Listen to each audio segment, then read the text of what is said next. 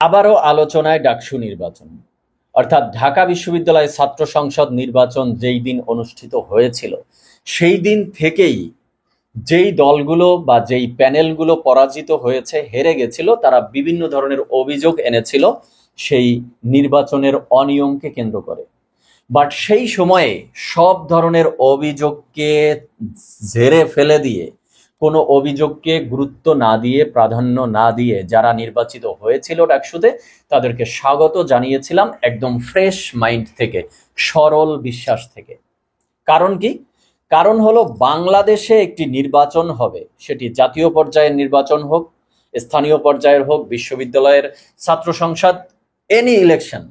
But সেখানে হেরে যাওয়া পার্টিগুলো কারণে অকারণে বিভিন্ন ধরনের অভিযোগ আনবে না, নির্বাচনটিকে প্রশ্নবিদ্ধ করার চেষ্টা করবে না, এমন নজির সম্ভবত বাংলাদেশে নেই।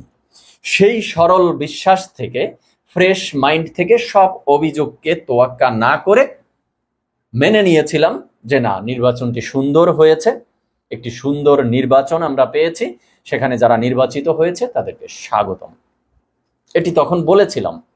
এবং যারা পরাজিত হয়েছে, যারা বিভিন্ন ধরনের অভিযোগ তুলেছিল, তাদেরকে ডিরেক্ট তাদের প্রতি আঙ্গুল তুলে বলেছিলাম যে ভাই, আপনারা হেরে গেছেন, ভোটাররা আপনাদেরকে ভোট দেয়নি।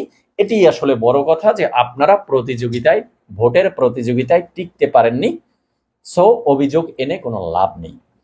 বাট এই ডাকসু নির্বাচনের পরে যতই দিন যাচ্ছে, এই নির্বাচনটিকে প্রশ্নবিদ্ধ করার জন্য বিভিন্ন ধরনের অভিযোগ যেন এই 2025-এর ডাকসুকে কোনোভাবেই ছাড়ছে না।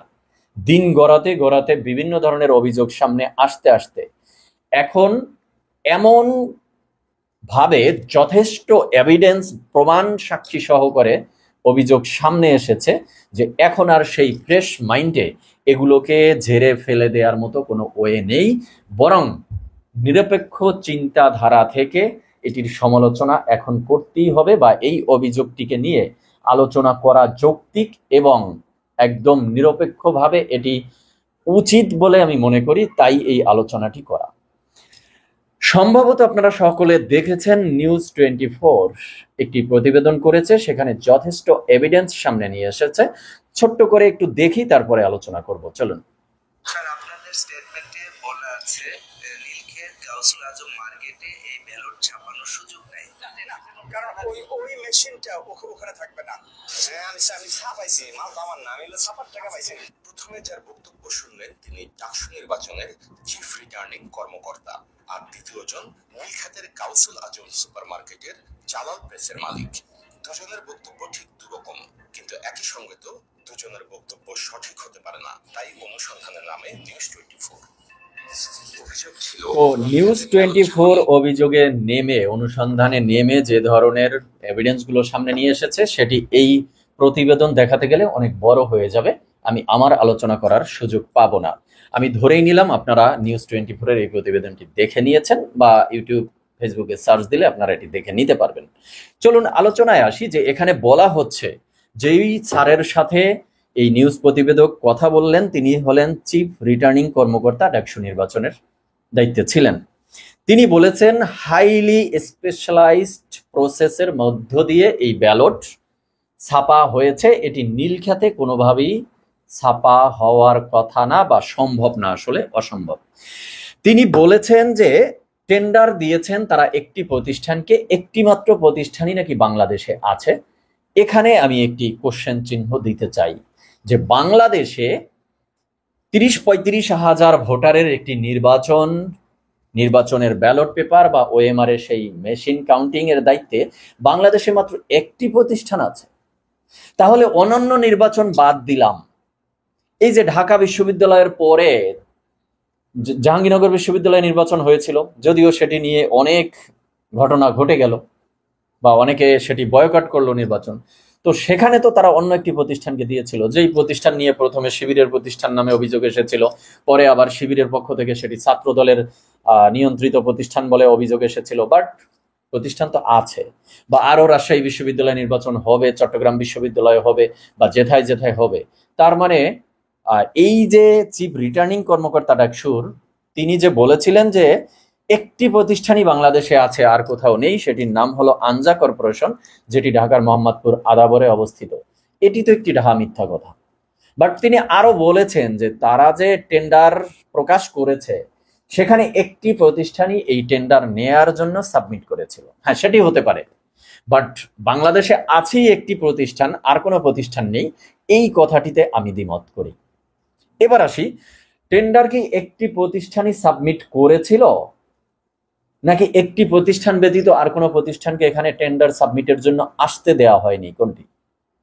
কারণ বাংলাদেশে এটি চিরাচরিত একটি নিয়ম যে সরকারি কোনো কাজের জন্য যদি কোনো টেন্ডার প্রকাশ করা হয়, সেখানে সরকার বা ক্ষমতাসীন লোকের যারা থাকে তাদের পছন্দের প্রতিষ্ঠানকেই ওখানে সাবমিট করতে দেওয়া হয়।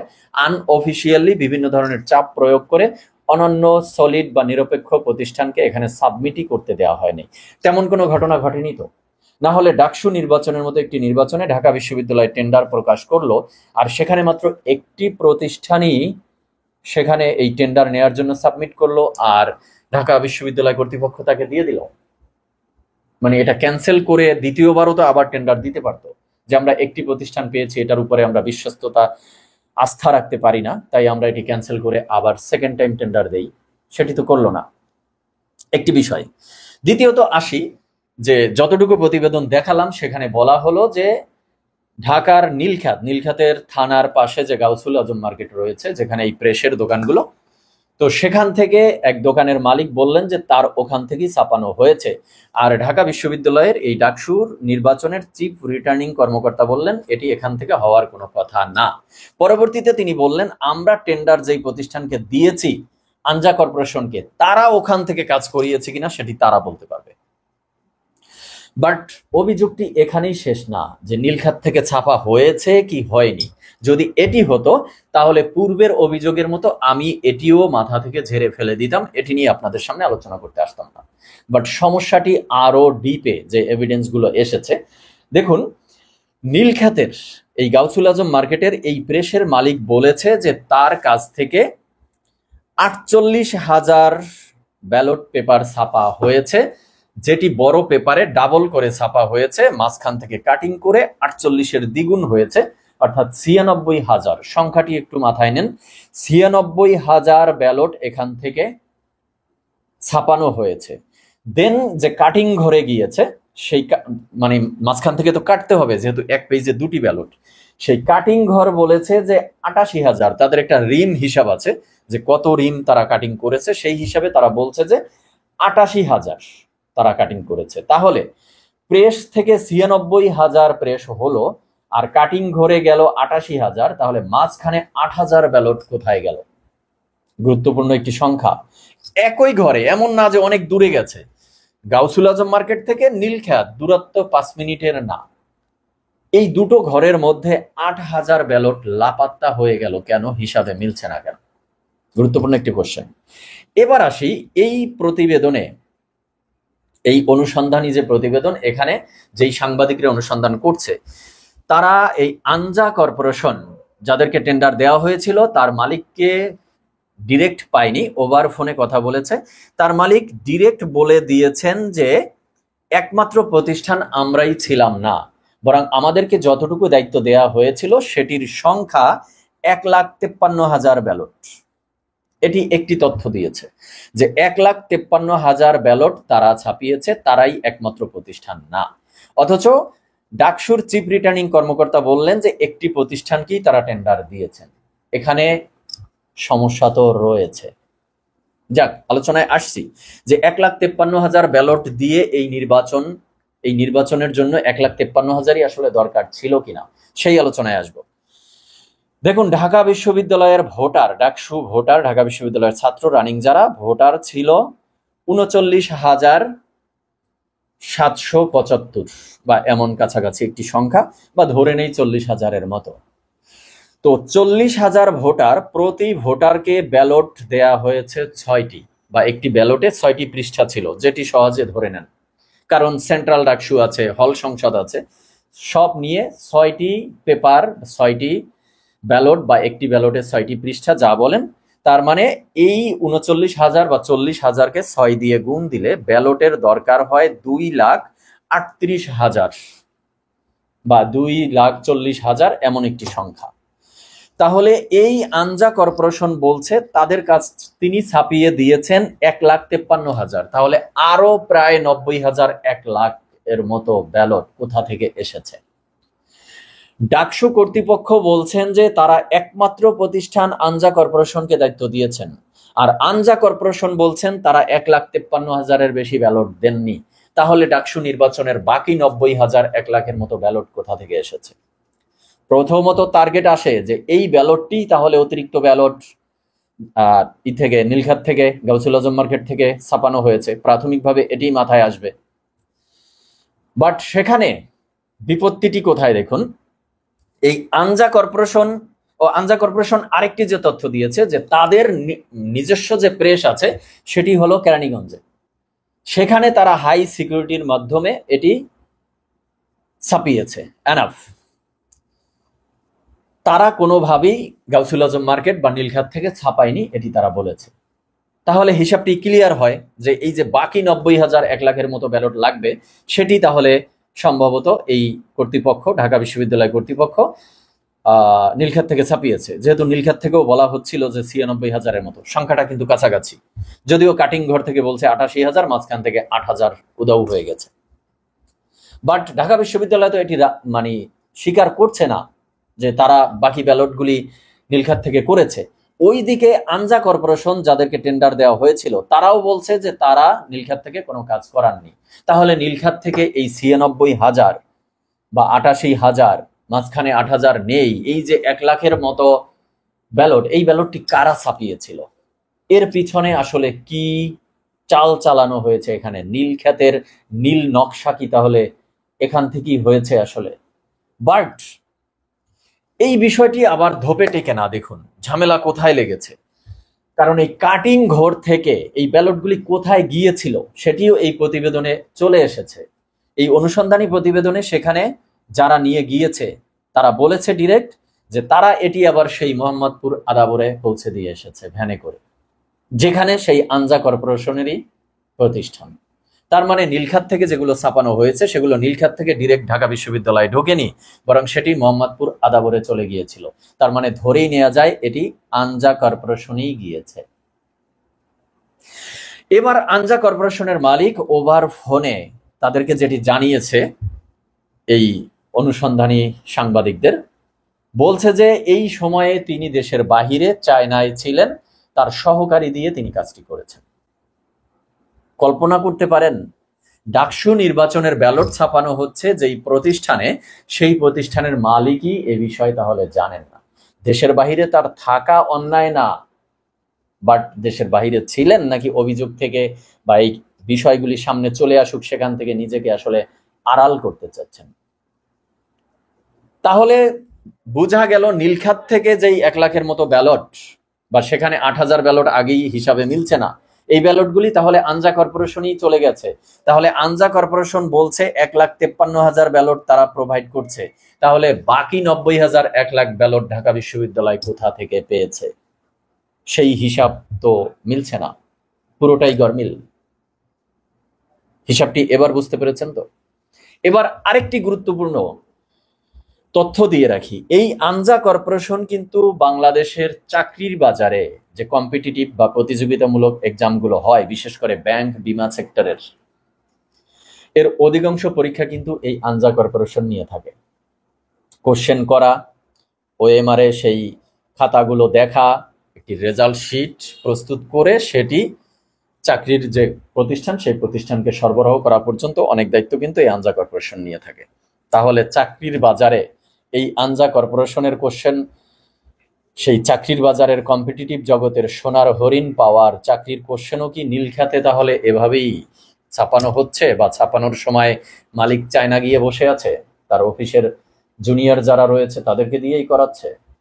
সেটিও মনে হয় খতিয়ে দেখার একটি গুরুত্বপূর্ণ সময় সামনে এসেছে। এবার আসি দর্শক শ্রোতা, আমি আমার মতামত সামনে নিয়ে। শেখ হাসিনার বিগত ১৫ বছরের ফ্যাসিস্ট আমলে ৩টি নির্বাচন হয়েছে। একটি নির্বাচন, শুরুর নির্বাচনটি, প্রথম যে নির্বাচনটি হয়েছে সেটিকে অনেকেই প্রশ্নবিদ্ধ করতে চায় না। আলোচনার স্বার্থে সেটি রেখে পরবর্তী লাস্ট দুটি নির্বাচনকে যেভাবে প্রশ্নবিদ্ধ করা হতো যে এটি রাতের নির্বাচন, এটি তাহাজ্জুদের নির্বাচন, এটি আমির নির্বাচন। আমিও সমালোচনা করেছি এই নির্বাচনের, যে ভোটাধিকার হরণ হয়েছে, ভোট দিতে দেয়নি, আমির নির্বাচন হয়েছে, তাহাজ্জুদের নির্বাচন হয়েছে, বা নির্বাচনে ভোটার সংখ্যা কম, ঘন্টার পর ঘন্টা লাইনে দাঁড় করিয়ে রেখে ন্যাশনাল এবং ইন্টারন্যাশনাল পর্যায়ে দেখানো হয়েছে যে সকাল টু সন্ধ্যা পর্যন্ত ভোটের লাইন চলছে তো চলছে, এই নাটকীয় অবস্থা ছিল।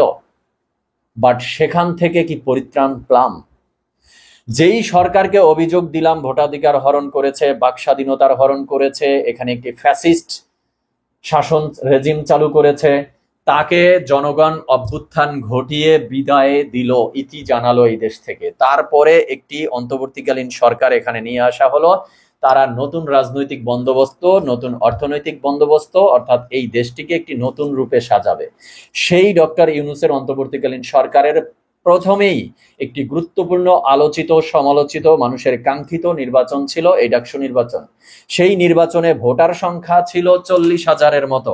সেই মাত্র 40,000-এর ভোটার সংখ্যা নিয়ে যেই ধরনের অবস্থা, যেই ধরনের একটি অনিয়ম কারচুপির ইলেকশন এই সরকার উপহার দিল, তাহলে নতুন বন্দোবস্ত আসলে কোথায়? স্বচ্ছতা কোথায়? নিরপেক্ষ নির্বাচন আসলে কোথায়? তাহলে এই নির্বাচনকে একটি গোষ্ঠী সাধুবাদ জানিয়েছে, এই নির্বাচনকে একটি গোষ্ঠী ধন্যবাদ জানিয়েছে। তাহলে বিগত শেখ হাসিনার আমলের নির্বাচন দোষ করছিল কি? তো শেখ হাসিনার নির্বাচনের আমলেও তো অনিয়ম, কারচুপি, এই সকল অভিযোগ সামনে এসেছিল, যার বিরোধিতা আমরা করেছিলাম। তাহলে আজ একটি গ্রুপ কেন এই নির্বাচনের বিরোধিতা করছে না? তারা রেজাল্টকে স্বাচ্ছন্দ্যে, সানন্দে মেনে নিয়ে খুব আনন্দে আছে কেন? আনন্দে আছে না একটি গ্রুপ? অবশ্যই আছে। তাহলে দেশের পরিবর্তনটি কোথায়? শেখ হাসিনার নির্বাচনকে তাহলে আর প্রশ্নবিদ্ধ করে আমাদের লাভটি কোথায় হলো? নিজের জীবনকে বাজি রেখে যারা প্রকাশ্যে এসেছে শেখ হাসিনার সরকারের কর্মকাণ্ড, তাদের নির্বাচনী কর্মকাণ্ড নিয়ে বুক পেতে দিয়েছিল মাঠে, লাভটি হলো কোথায়? আম সালা সবই তো গেল, ঘুরে ফিরে যেই বাংলাদেশ সেই বাংলাদেশই আছে। অথবা বলা যায় মোটা দাগে, আগে যে অনিয়ম হয়নি তার চেয়ে বেশি হচ্ছে, আগে যে কারচুপি হয়নি তার চেয়ে বেশি হচ্ছে, আগে যে দুর্নীতি হয়নি তার চেয়ে এখন বেশি হচ্ছে। দর্শক শ্রোতা, আজকে এ পর্যন্তই। আপনারা কমেন্টে আপনাদের মতামত জানাবেন। সবাই ভালো থাকবেন। ধন্যবাদ সবাইকে।